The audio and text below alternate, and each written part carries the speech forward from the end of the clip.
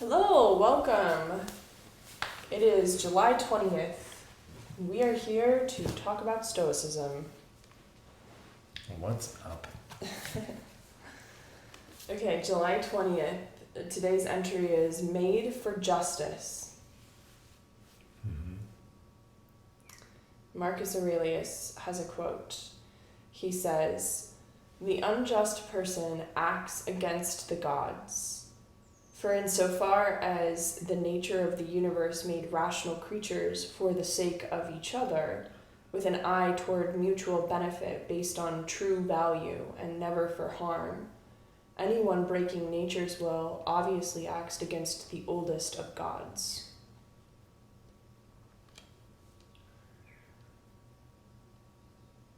Okay, the unjust person acts against the gods. I'm going to define the gods here. To be upfront, I don't know Marcus when he says the gods. This is I think some sort of pagan thing, prior to Christianity. But I don't know exactly what he's referring to. What I'm going to say the gods are is whatever is deciding all of this. Whatever is willing creation into being. Mm-hmm. So the unjust person acts against the gods. Did you have something? Well, no. Okay, keep going. Okay. I'm curious of what is this feeling inside of you, this whole quote. But if you want to go through it and kind of break it down. Yeah, because I don't have a strong feeling about it at the moment. Mm-hmm. For insofar as the nature of the universe made rational creatures for the sake of each other, with an eye toward mutual benefit based on true value and never for harm. So he's sort of he's calling out the natural design of our interaction with each other. We are designed for each other, and therefore we have to be anchored around mutual benefit and not about harm. Right, and it's not about just the individuals. The individuals are maybe supposed to be more part of this community or something, this mutual benefit. Yeah.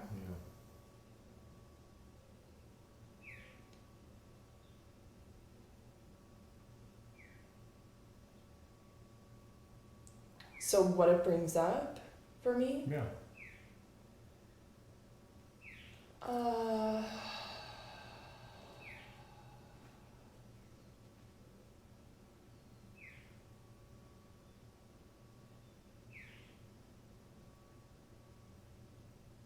Strangely, the word justice these days has it's taken on a different flavor with different social justice movements and people basically coming forward and saying, "Hi, I'm a group that's been harmed, and we collectively have not been looking at this mutual beneficial structure here, and so I would like to address this. I would like to come forward and address this." But then also I've been in these conversations the last several years. It seems very quickly that conversation turns into sort of a revenge of some sort. Mm-hmm. Even if it's the revenge of well, now I get to kind of misbehave, or I get to say whatever I want to say, however I want to say it, and I don't care if it's harming anybody because I've been harmed. And so the social justice movement feels it's sort of an eye for an eye in some cases. And so what I'm kind of going through here is this, it's becoming very poignant of how delicate a balance justice actually is, because when somebody has been harmed, it's so easy to tip the scales the other direction and to sort of overcorrect and not land actually squarely in the middle of justice where we are truly mutual beneficiaries, but it's no, we're just swinging it into the other direction.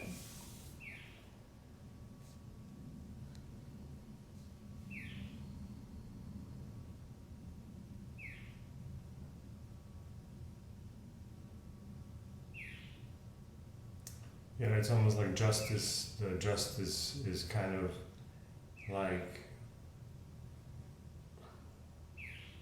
it's equality in some sort of a way, but it's understood as an equality, right? And it's like, well, if you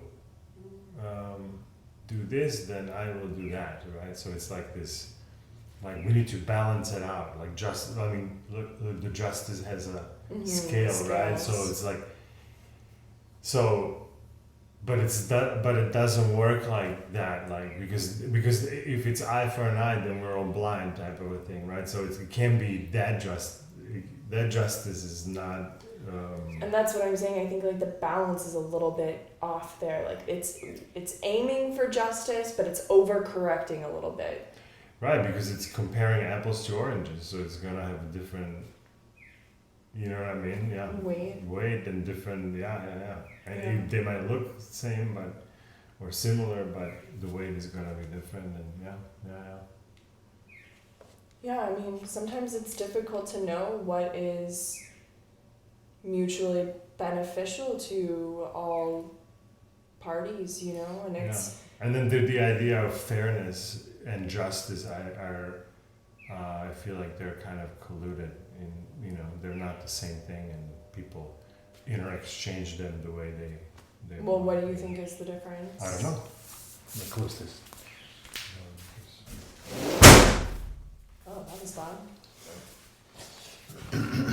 How come? Because the mockingbird out there is. Yeah, it's just very distracting from over there.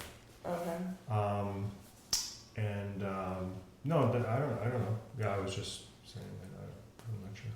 Oh, you don't know what the difference is? Yeah. I don't want to really put my brain to work on that question right now, but. No, there was no question. I was just saying that there are. I just feel like people interchange those two things. Like justice and fairness is interexchanged, and so people then say, "Well, if you burn my lawn, then I'm going to burn your lawn." So it's equal, but that doesn't make it equal. Okay. Well, yeah, I mean, that's like revenge. Mm-hmm. And so. That's not justice, right? Yeah, I don't actually know what the difference is between justice and fairness. Maybe it's a fair thing to conflate the two of them. You ready for Ryan? Are you ready for Ryan? Yeah, I think so. Let's go. Let's do it. Okay, Ryan says, "We say of the most heinous acts that they are crimes against nature. We consider certain things to be an affront against humanity, saying, 'This violates everything we hold dear.' However much we differ in religion, upbringing, politics, class, or gender, we can come together in agreement there. Why? Because our sense of justice goes marrow deep. We don't like it when people cut in line. We don't like freeloaders. We pass laws that protect the defenseless. We pay our taxes, agreeing in part to redistribute our wealth to those in need. At the same time, if we think we can get away with it, we might try to cheat or bend the rules. To paraphrase Bill Walsh, when left to our own devices, many of us individuals seek lower ground like water. The key then is to support our natural inclination to justice with strong boundaries and strong commitments. To embrace, as Lincoln urged a divided, angry nation to do, the better angels of our nature."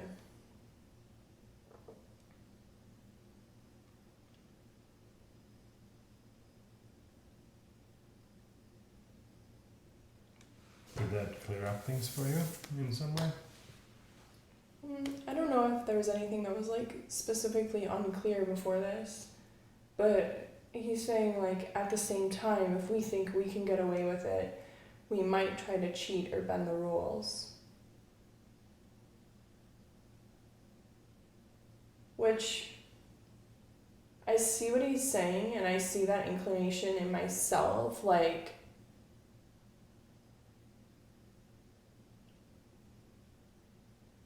but I don't know if that is necessarily going against justice, because there's sometimes that the rules are not necessarily set up in the most just way.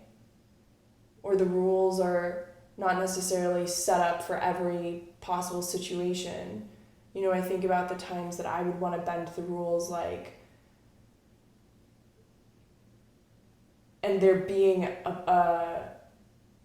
maybe an argument for some of those moments of like, well, it's not hurting anybody else, so it's not disturbing the balance of justice here for me to do this, so I'm gonna do this. Mm-hmm. Like, but are you sure it's not hurting anybody else? I mean, no, it's I think that's difficult where to the know because conviction is. because you don't know like the ripple effects of how it's connected. But like, let's just take like a really stupid, silly example of like the hot tubs were like closed every morning from 6 to 8, but like we go out at 7 and just find one that's already been serviced, and then we're able to like go in it. Nobody in the establishment is coming around to tell us not to do this or to kick us out or to tell us it's negatively impacting some downstream situation. And then to us, it's like, it just seems like no skin off of anyone's back. Mm-hmm. And it seems like, well, this doesn't necessarily tip the scales of justice. Mm-hmm. So maybe I'm wrong, like maybe I'm not seeing that the right way, but yeah, I'm feeling like Ryan's is sort of like this black and white, like... Well, live by the rules. What are the rules? The rules that the world sets up for you? Well, that's ridiculous. That's what I'm trying to say. Then the second you, don't fully stop on the stop sign, well, you're, that's not... right. So I think it's like less now about... it's unjust for somebody, right? Ultimately. I mean, it would be if I'm like rolling through a stop sign and and then somebody else was there first and I'm like cutting off their right of way, then absolutely, I see the point. But yeah, I'm just like not seeing, I guess, his correlation necessarily between justice and like rule following. Right. Right. I see sometimes. How many people would they find $1,000 stacked together with the rubber band on the floor? How many of those people are gonna pick this up and say, I'm gonna go turn this into the police because this is not my money, right? I mean, or I'm going to take this money and it's not my money, but I'm gonna donate this money to somebody who needs it more or something, right? Like. No, 99.9% of people would just say like, oh wow, like, hey, somebody's money? Well, that was the rule that I wanted to follow, to say I'm not stealing anybody's money and now I'm going to put it in my pocket, it's my money, right? So it's like, and why is it mine? Well, because I found it. So the justice is that I founders, keepers, right? But like, is it really yours? Well, not really. Just from the justice's point of view, it's not your money, right? Even though you found it, somebody's still missing it.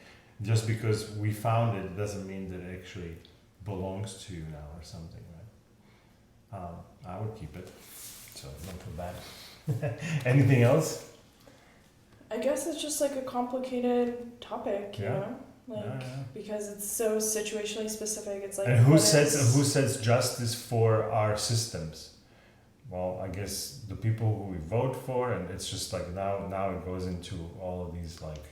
And he's just talking about your personal ethics, sure, right, and personal. Right. How do I make a decision about to do A or B? No, I understand, but then people all of a sudden take it to, the rules of the system. Yeah. And feel justified or unjustified when those rules are broken, but those rules are not necessarily the thing that to live by, because that's just like a made up justice. But the actual justice is let's kind of the 10 Commandments, right? Like, don't hurt people. Like, that's kind of the. Well, I like how he describes it as being mutually beneficial. Mutually beneficial for people, exactly. Like, it's not the selfish one-way type of a thing. Yeah. Cool. Okie dokie, my friends. Thank you for joining, and we will see you here tomorrow.